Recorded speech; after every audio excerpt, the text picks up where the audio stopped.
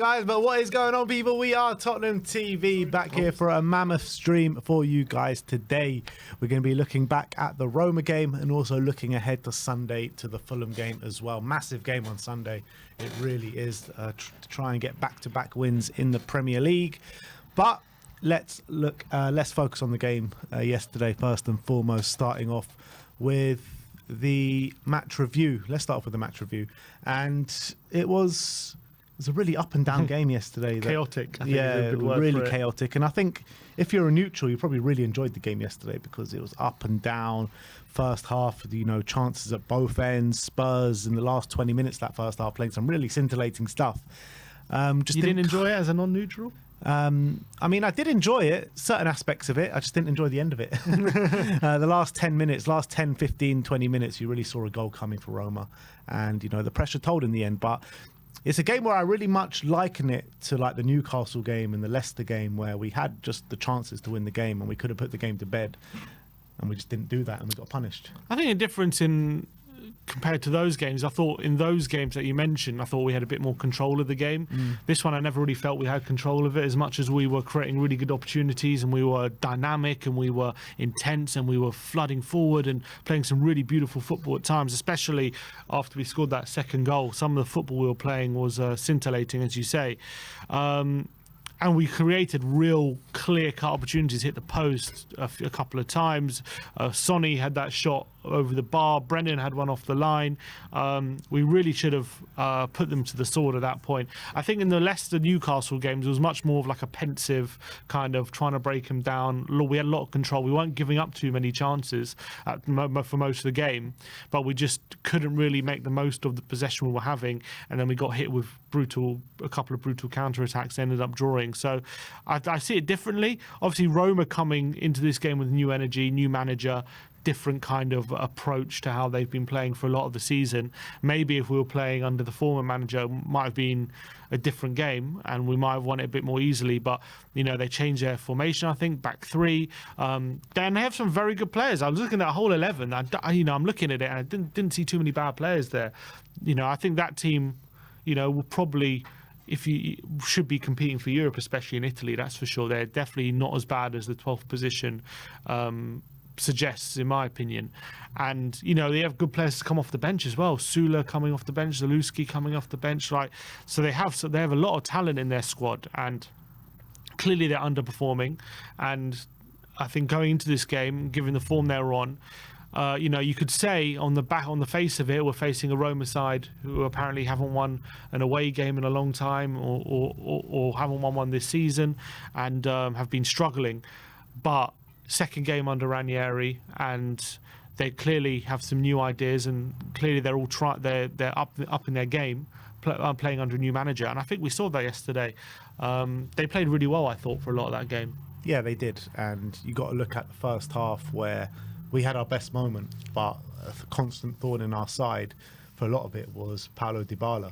I mean, I thought he was brilliant for the 45 minutes. Obviously not fit enough to play the full 90, but at his age, I mean, what is he, 31 years of age now? Something around that. I thought he was really giving us no ends of problems in that first half. But I want to focus on the positives from the first half because there were a lot of them. You look at the way Brennan, Sonny, and Kulusevski were just destroying them at times. For those last 20 minutes from when we scored, or just a bit before when we scored, the football that they were playing was just, it really was amazing. And Kulusevski, he started the game a bit sloppy, a bit sluggish, but once he picked up that booking, something just switched in him and he got a bit angry and he was like, you know what, I'm not taking any more of this shit. And he just took it he took the game by the scruff of the neck, didn't he?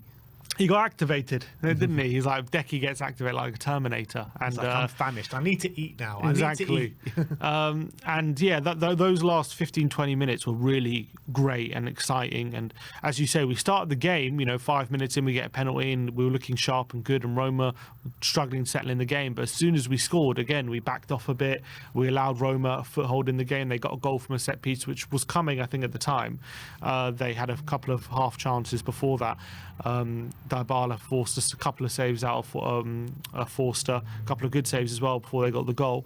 And then once I think maybe the equaliser woke us up a bit, because we once we conceded, it was like we realised, okay, we've let this game slip away from us. We need to, you know, take control of this game again. And brilliant team goal for the second goal. Brilliant from Sonny, tracking back, winning the ball off Celik, getting the ball into Sarr. He plays a beautiful ball over the top to Decky, who's got a lot of work to do, doesn't he, with Hummels coming down that side, and he's got to wait for the run from Brennan. He's got to make some space away from Hummels to get the ball across, and he's got to put it on a plate for him as well. It's brilliant work from Decky, as you say. He really came alive at that moment. And Johnson, you know, a lot again, getting in that position, and it's a great finish on his weaker foot on the run. A lot of players you've seen just mishit that kind of finish and not put it away, and he's put it right into the corner with a good power as well, really showing off his finishing ability this season, which is something he was showing in the Premier League at Forest. I think last season pretty much all of his goals were just back post finishes. I don't remember too many goals where you like, that's a good finish.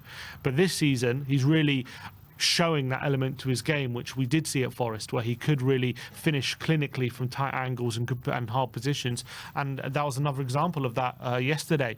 And the more he's getting in those positions, he's showing how effective he is. I've kept saying about Brendan, he's not the best footballer in the world. He's not going to be the most exciting winger to watch in the world. But what he is an effective player. When he gets in those positions, he can finish. When he gets to the byline, he can put it across the face of goal. And that's all you need to do in this system to be effective. And that's his 9th goal of the season now. He needs to up those assist numbers, because he hasn't been getting too many assists, but he's getting those goal scoring positions. And the most important thing is when he gets there, he's putting it in the back of the net, and that's really, really important in our system. And it was a brilliant finish from him, and 9 goals, you know, just getting into December, it's a really good tally, and that's going to give him the confidence, hopefully, to keep going.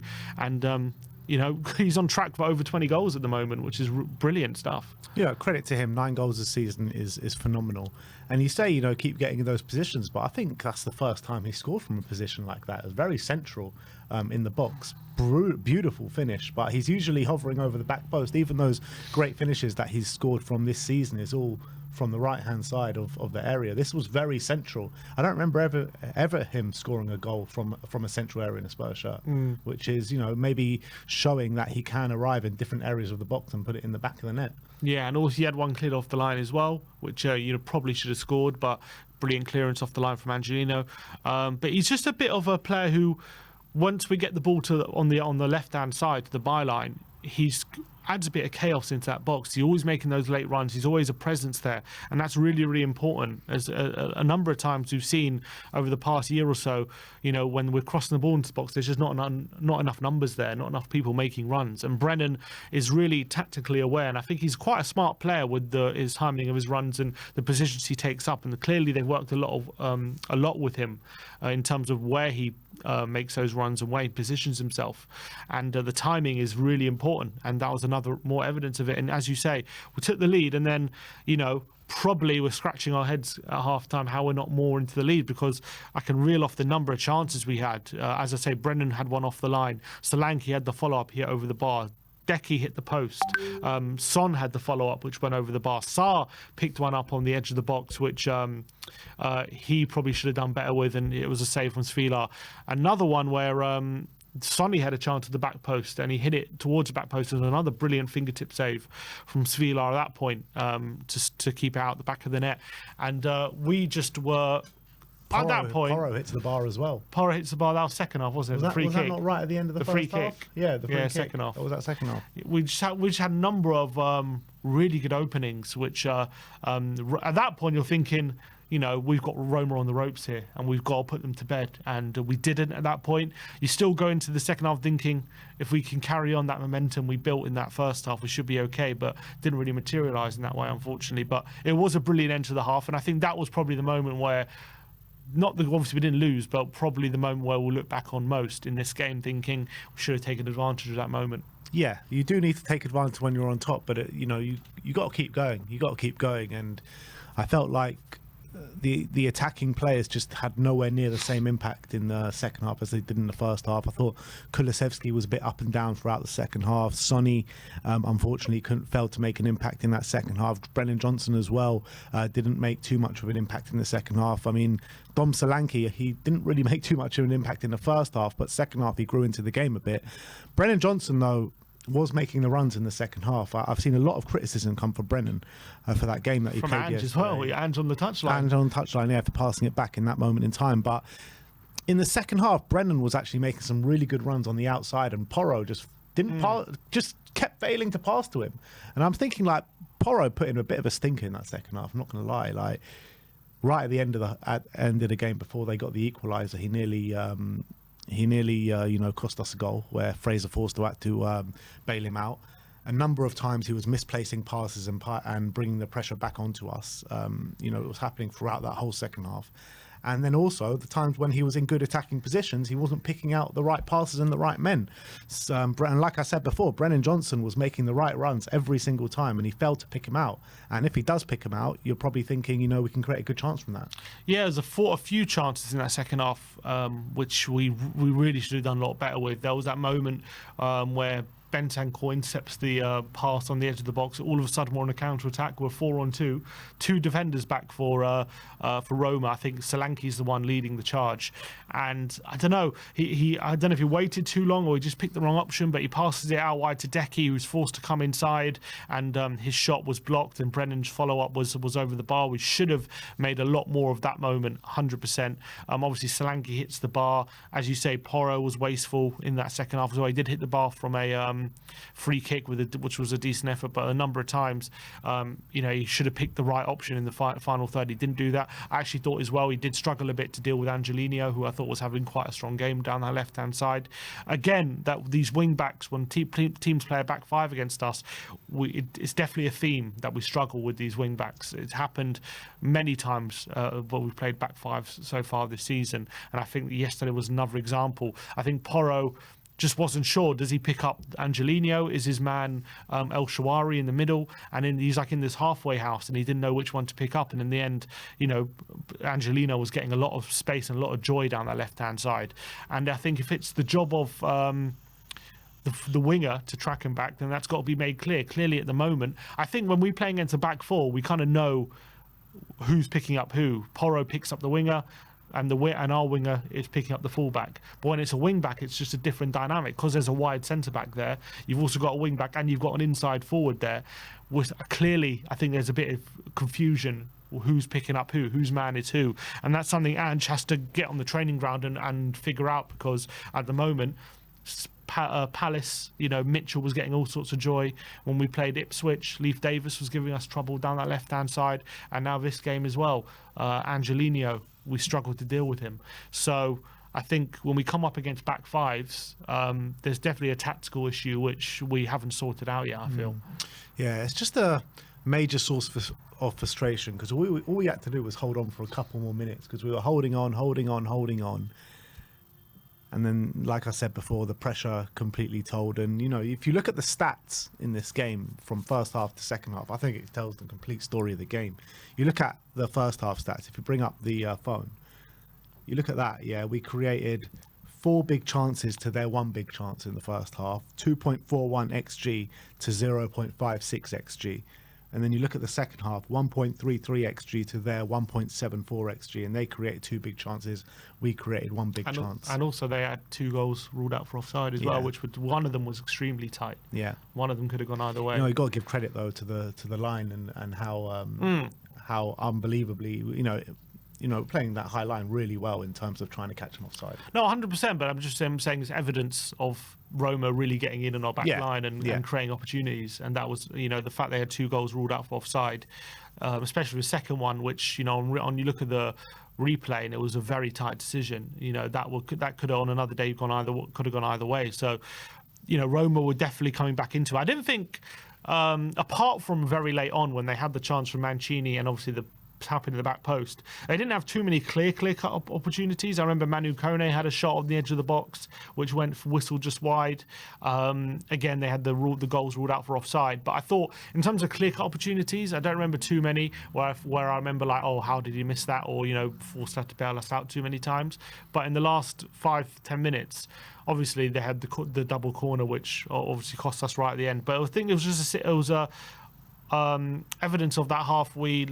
we didn't have control of it, and they were doing these brilliant switches of play every single time, again to the wing backs, which we struggled to pick up and we struggled to restrict. And Paredes especially was just picking the ball up in the middle and spraying it out to the right wing back, spraying it out to the left wing back. He was doing quite a few switches, and we didn't really pick him up. Either we stopped the supply from Paredes, which we were unable to do, or we just got to make sure that the wing backs are not picking up the ball in acres of space, and we struggled to stop both of those things, and it led to Roma just getting back in the game. But it wasn't to say we didn't have our chances in the second half. We did, as we reeled off before, we did hit the bar, we did have openings, and we had that 4-on-2 as well, which we should have sealed the game with, and we didn't. But it's not to say that Roma definitely had a lot more of the game in that second half, because they did. And when they did score the goal, it was reward for the pressure they put on us in the second half. Definitely. I want to mention Pape Matar today, because I don't think he had his best game in a Spurs shirt yesterday. I think there were quite a few sloppy passes in the midfield from him. But what I do want to mention in a positive light is these. I know he didn't have a direct goal contribution yesterday, but he did win the penalty, and it was his brilliant ball out to Kulusevski. So he had his heavy hand in both of the goals that we did score yesterday, which carries on this theme of him being in the goalmouth action since this kind of return to form for Pape Matar. I think, was it 2 goals in the Europa League so far? I think there's an assist or 2 in there as well. He's getting in the goal contributions in, he scored against Man City in the Cup. He's getting a few in the Premier League as well. I mean, this guy, even if he didn't have the greatest game in the world, I still rate him quite highly. I don't think he had a bad game. But, I mean, first of all, that ball out to Kulusevski was at the highest degree, wasn't it? Yeah, and I think he's adding a lot more technical ability to his game, I think, judging from last season. I'm not saying he was not a technical player. I think he had a good technical level. But when we compared him to the likes of Decky and Maddison and these kind of players, he was clearly a level below. And I felt like sometimes we lost a bit on the ball when he was in the final third of points.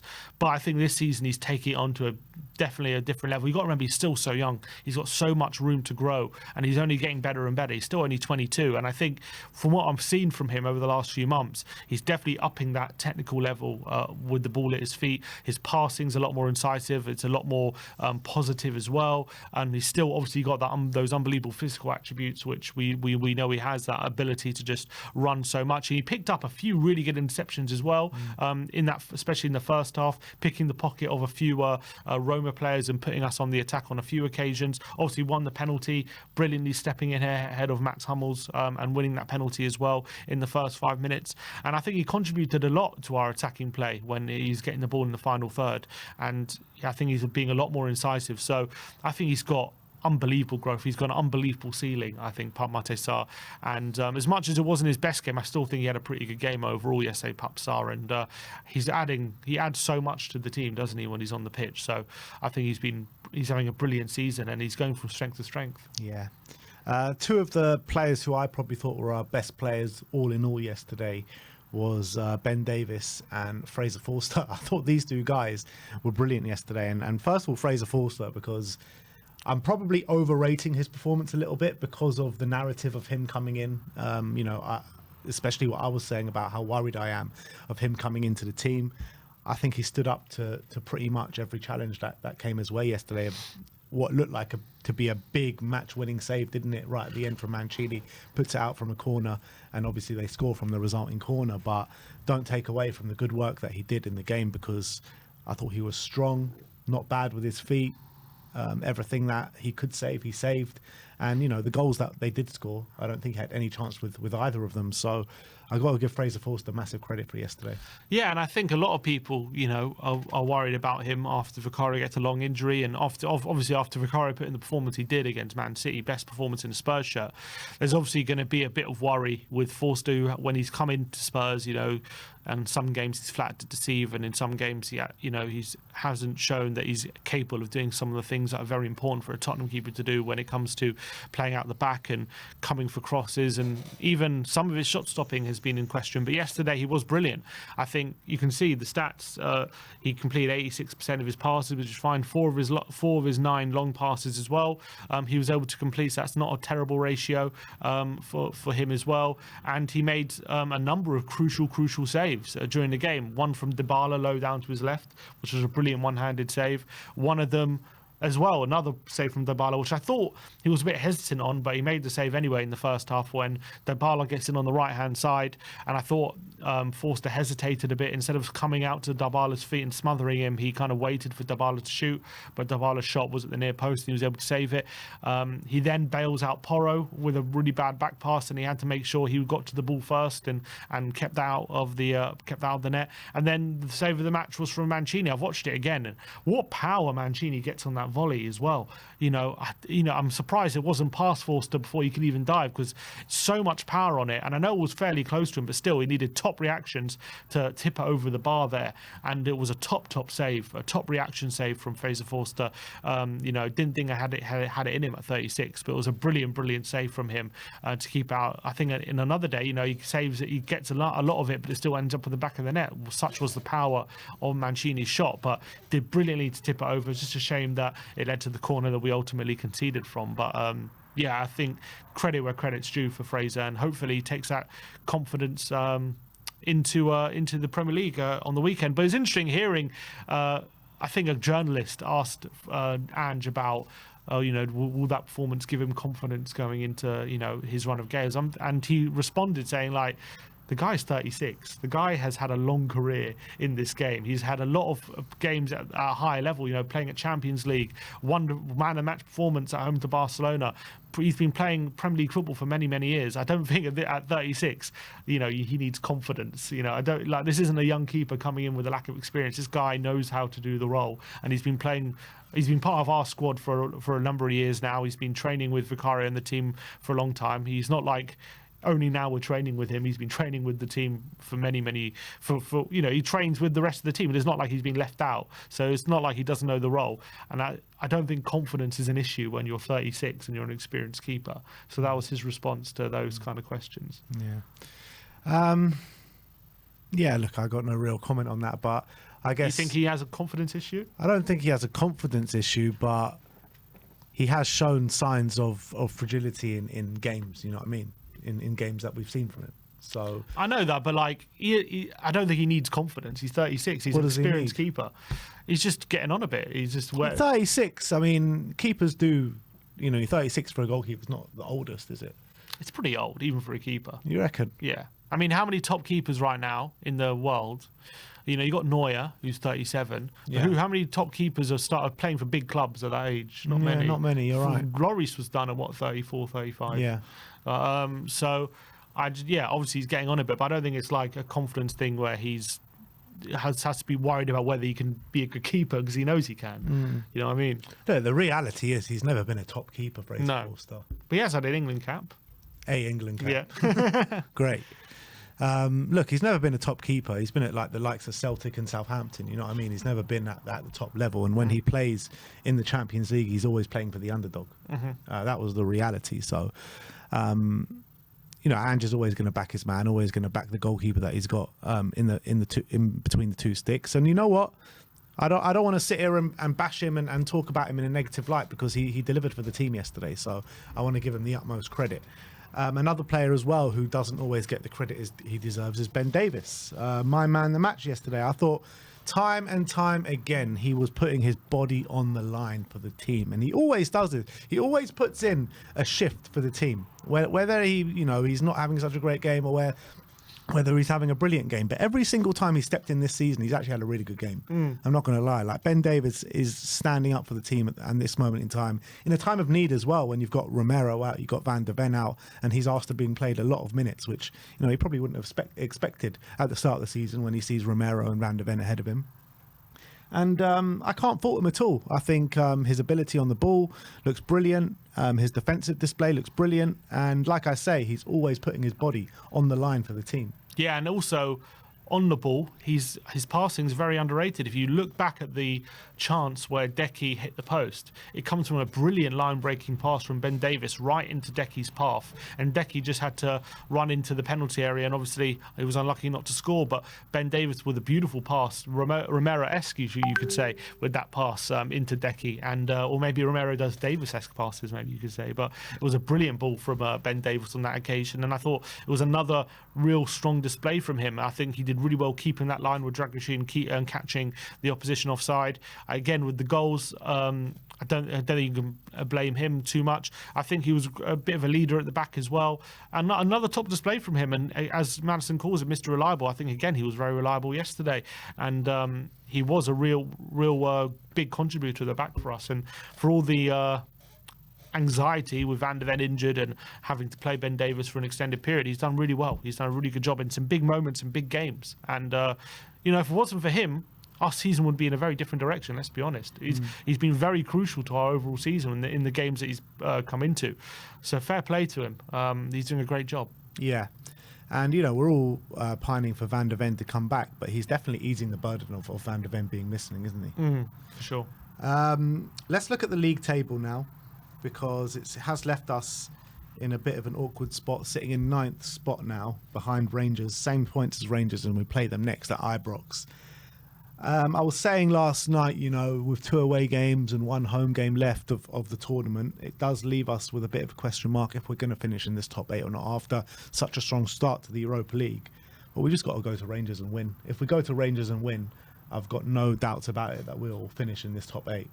Yeah, I think I'm still confident we'll finish in the top 8. I think we should really be if we don't beat Elfsborg, obviously that would be a bit of a disaster. So I think we have to beat them. That should put us on 13.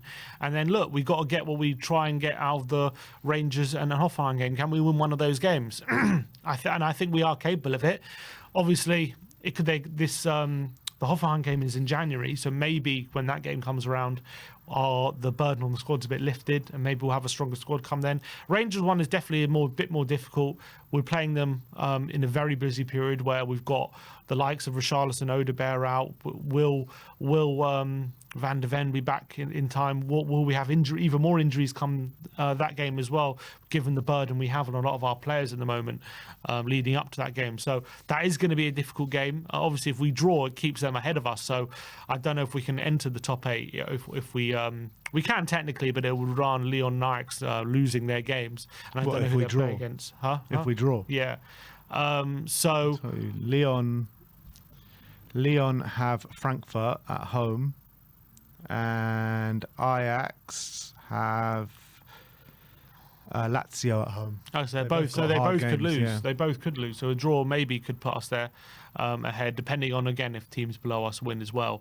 But I think when you look at the tables, again, it's very tight. We are only 3 points off top. So I think when I'm judging how many points overall it should be to definitely finish in that top 8, I think 5 guaranteed, would 5 more points would most definitely seal it, I would say, in that top 8. I don't see too many teams below that getting that level of points. Could you do it with 4 or win in a draw? That would, I mean, I think you can, because I think there are going to be quite a lot of games in between teams in the top 8 as well. So maybe a win and a draw, and you're probably in that top 8. But obviously, you probably want to finish as high as possible, because I think that makes you get a bit of an easier draw. Apparently, the higher you finish. But is that how it works? Apparently, so that's what I read. But again, as long as you're in the top 8, I'm not really bothered who we play, to be honest, because whoever finishes, we can't play anyone in the top 8. So if we finish that top 8, I back us against anyone who finishes outside of it. So how does it work? The top 8 go through, and then the guys who win, we get drawn against one of the guys who win in the next round? Yeah. Is that how it works? Yeah, I think so. So look, we're still in an okay position. I don't think we're not in as commanding position as we were obviously before the Galatasaray game. Still in our hands, though. You kind of feel like, but yeah, it is in our hands, because if we do the business, we'll finish in the top 8. But we do have fairly hard games. I'm looking at Rangers in terms of they're not even in the top 2 in their league at the moment. Aberdeen, I think, are. You look at that. Rangers are 3rd in their league, and they're miles behind Aberdeen. Yeah, Handy, they're not playing well at the moment. Rangers on 23 points, and Aberdeen on 32 points. Hoffenheim in their league, 13th in their league in Bundesliga. Hoffenheim are all the way down in 25th, so they are going to be scrapping for points. I'm saying in Bundesliga they're 13th as well, so they're not having a good season at all. Yeah, Hoffenheim 13th there, 12 points. Yeah, 5 points off 6th. So it's still. But is that the last game? Or was Elfsborg the last game? No, Elfsborg's the last game. So we've got 2 away games in a row now. 2 away games in a row. Okay, we'll have to deal with it. Obviously, we have the quality to win all 3 games, even with rotation. And I think we probably should have won yesterday as well. Unfortunately, we didn't get the job done, and it's put us in a position we have to get results now in these games. But it's not like we're not capable of it. I'm still confident we will do it. Regardless of all these 3 games, I'm not scared about. I'm not scared about any of these games. Obviously, Rangers is going to be a mouth-watering game for them because Ange coming back. If Forster plays that game, himself, former Celtic player, atmosphere. It's going to be intense. But can they match that intensity with the quality a bit like Galatasaray could? Because they got Osimhen, they got these big players. I look at Rangers team and it's not as good as the Galatasaray. They went to Nice last night, won 4-0. They did. They won 4-1, and it's a great result. I'm not saying they're a bad team. They're not as good as Galatasaray. I don't think they have the quality like Galatasaray do. So hopefully the intensity won't be our undoing as much as it was in that Galatasaray game. I'm not saying it's an easy game, but we can definitely win that game for sure. To be fair, Lyon went to Ibrox and won 4-1 in the early stages of the tournament. So, look, it's definitely a game with the quality that we have that we should be winning. In terms of if it's just football played on a paper, 11v11, we should be winning that game every day of the week. But we all know it's not like that, isn't it? Especially when we play away from home. But look, if I'm putting money on it, I'm saying Spurs are definitely still going to be in the top 8, I reckon. And if we don't finish in top 8, like top 24 is pretty much should be like nailed on now, should we? At this point, yeah, I don't think we can finish outside. We're 6 points clear. 5 points clear of Hoffenheim in 25th, and they've all got to play probably each other as well. I think we're pretty nailed on. I would say 1 more point and it's guaranteed, but I'm pretty sure it might be guaranteed already. But I would say 1 more point and you're definitely there, in my opinion. So I think, but if we can get in that top 8, that means we don't have any more Europa League until March. Yeah, which will be brilliant. Which would be really good and really important for our squad. And it means maybe Vicario will be back by then as well. Obviously, we start the knockout. So if we can just not have that headache of another knockout in February time, that'd be really beneficial, I think. Yeah, it's just a bit annoying for me because after the first 3 games, you really thought like we would be home and hosed in this top 8 and we could rest a few players by, the Rangers game and the Hoffenheim game, and we're probably going to have to play strong teams in these games now. And that begs the other question, is that forget the Hoffenheim game for now because that's like mid-January, but you look at the Rangers game, the Man United game, all the Premier League games with the injuries that we have and the thin squad that we have at the moment, how are we going to manoeuvre this period of games? It's going to be really difficult. And that's what Ange said at his press conference. It's a challenge for the team, and it's something they're going to have to, manage the squad. They're going to have to be very careful not to overburden. How do you manage the squad? Because we've just got a lack of personnel. Like, how do you manage it? We're going to have to use some of the players we've been using in Europa League. We're going to have to use them in the Premier League. That's the way to do it. So, like people like Gray, Bergvall, you're going to have Spence. We're going to have to use them more. Yeah. And there's not many of them. There's not many of them. Bentancur's out for the foreseeable. He's out until Boxing Day, so he can't play. So that leaves one number 6 pretty much, unless Sarr can fill in there. In terms of the midfielders, you've got Maddison and Decky, and you've got Bissouma, who's going to be playing in the 6. So it's just Maddison, Decky, Sarr, and Bergvall, right, in the midfield. In the forward line. You've just got Timo. That didn't start yesterday. He's the only one that's fit, and he's the only one that's going to be back. There's no one that's going to be back. Maybe Mikey Moore towards the last stage of December. That's it. You're looking at the centre backs. Romero's coming back. Well, I guess we're going to have to use Decky more as a winger at points. Yeah. That's the way to do it. So Decky kind of play that hybrid role. Yeah, but that means you're asking Decky to play every single game. We're going to have to somehow try. We'll have to figure out a way to either play him sometimes winger, sometimes in the middle. And when we drop him, you play Brennan and Maddison. That's the way to do it. But you have to take it as a game by game kind of basis. Yeah, it's different. It's going to be different. It's going to be a challenge. And I want to see Spence start to play a bit more now because we've got so many games. And I thought Porro put in a bit of a stinker yesterday. Whether it be this game, we were speaking off air, and I was saying I'll play Spence this weekend against Fulham. You were like, nah, we'll keep him on ice and then play him in the next game against Bournemouth. Like, whatever happens, he has to start one of these 2 games, surely. I would think so. I don't think Porro can play all 3. Yeah. I think that's too much burden, unless he thinks Gray can fill in a right back instead. But I would like to speak. Look, Spence is part of the team. He's part of the squad. He's done well whenever he's come in.